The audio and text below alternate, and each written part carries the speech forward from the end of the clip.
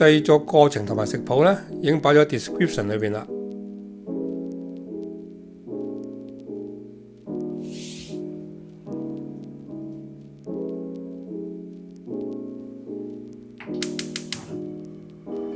用350ml 嘅牛奶將佢煲熱，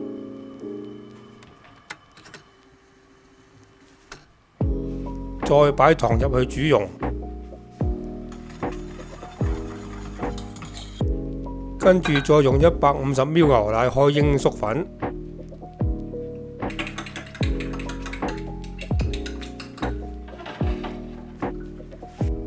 就可以倒入去同牛奶一齊煮啦。邊煮邊攪，佢就會越嚟越結，煮滾就熄火。準備個兜抹少少油入去，倒入奶漿，攤凍後放入雪櫃。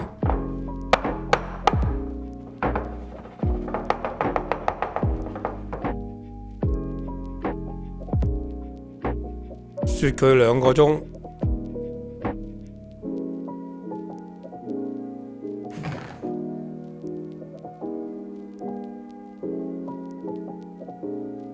跟住就做埋個脆漿，將所有粉撈入個碗裏邊，然後加水，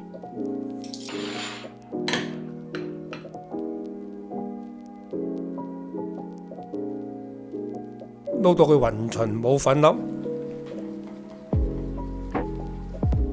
然後加油，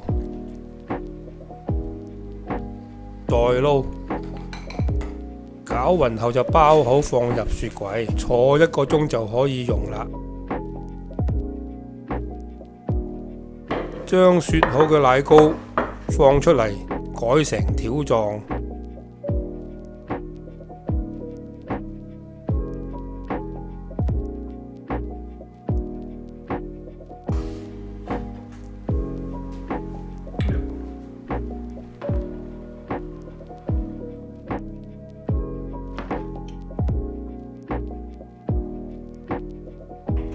燒油溫大概160度左右，就可以將奶糕放入脆漿裏邊，撈勻後放入油鑊炸得。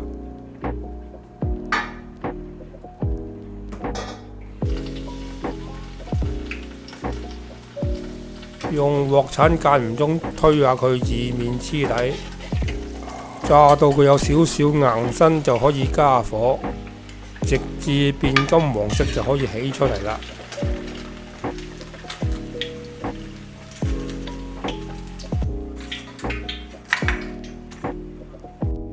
又脆又滑，食完又想食。